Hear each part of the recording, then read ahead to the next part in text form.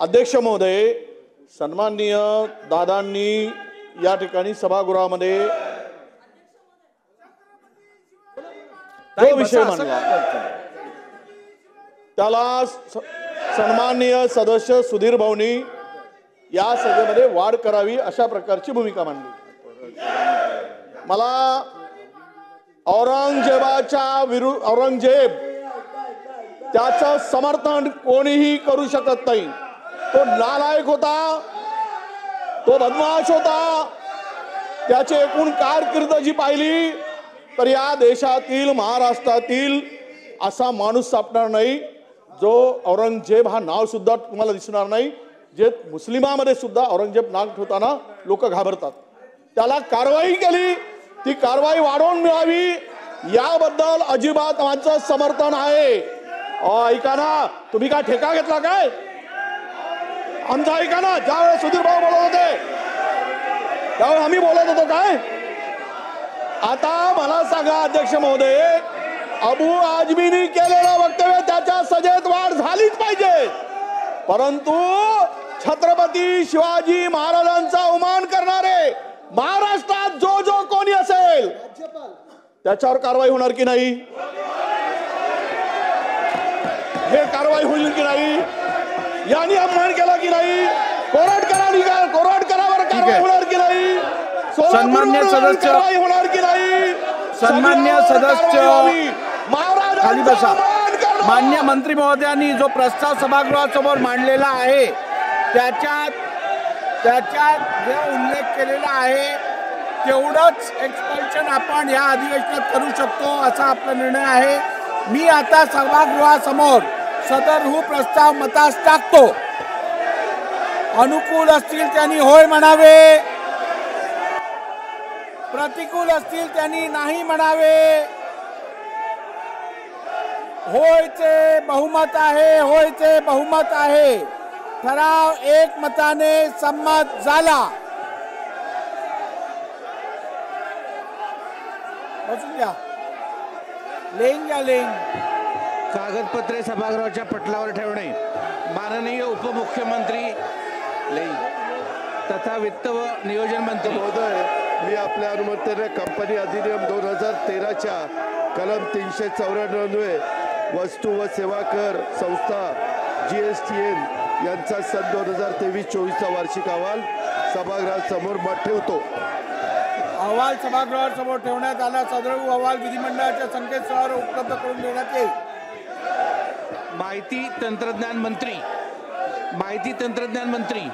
महोदय, मी आपल्या अनुमतीने राजीव गांधी विज्ञान व तंत्रज्ञान आयोग अधिनियम 2004च्या कलम 18 व 19 राजीव गांधी विज्ञान व तंत्रज्ञान आयोग यांचा सन 2022-23चा वार्षिक अहवाल सभागृहासमोर ठेवतो।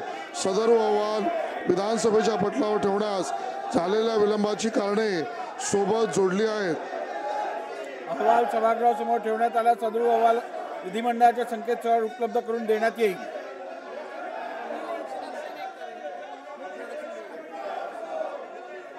विधेयक पुनर्स्थापनार्थ सन 2025चे विधानसभा विधेयक क्रमांक 1 महाराष्ट्र जमीन महसूल संहिता सुधारणा विधेयक 2025।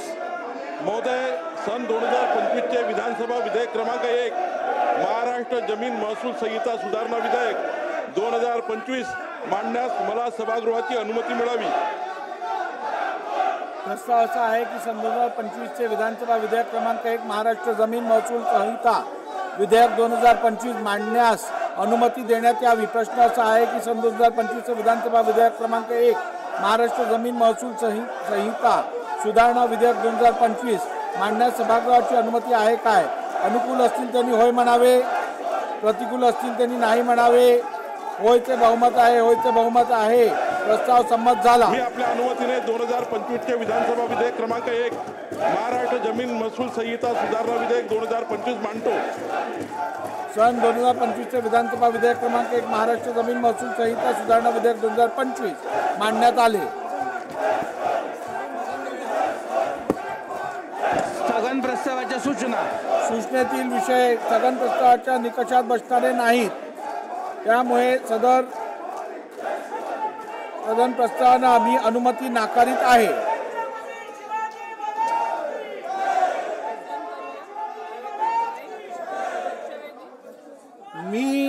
तुम्ही कितीही प्रयत्न केलात तरी आता सभागृह काय तहकूब केला जाणार नाही. जागेवर बसा, दोघांनी जागेवर बसा.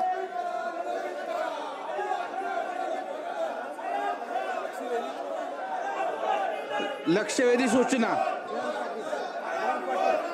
लक्षवेधी क्रमांक 1. अध्यक्ष महोदय,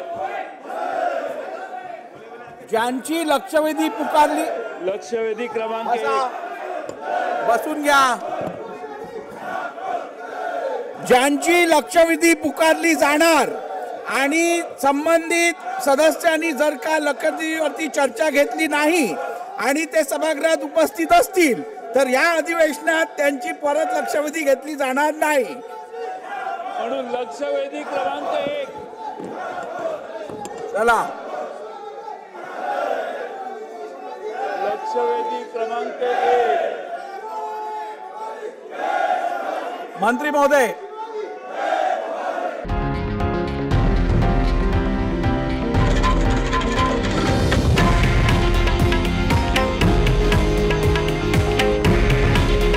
हे आहे देशातील नंबर 1 न्यूज नेटवर्क आणि आपण पाहत आहात TV9 मराठी. काळजी तुमची, हित महाराष्ट्राचं.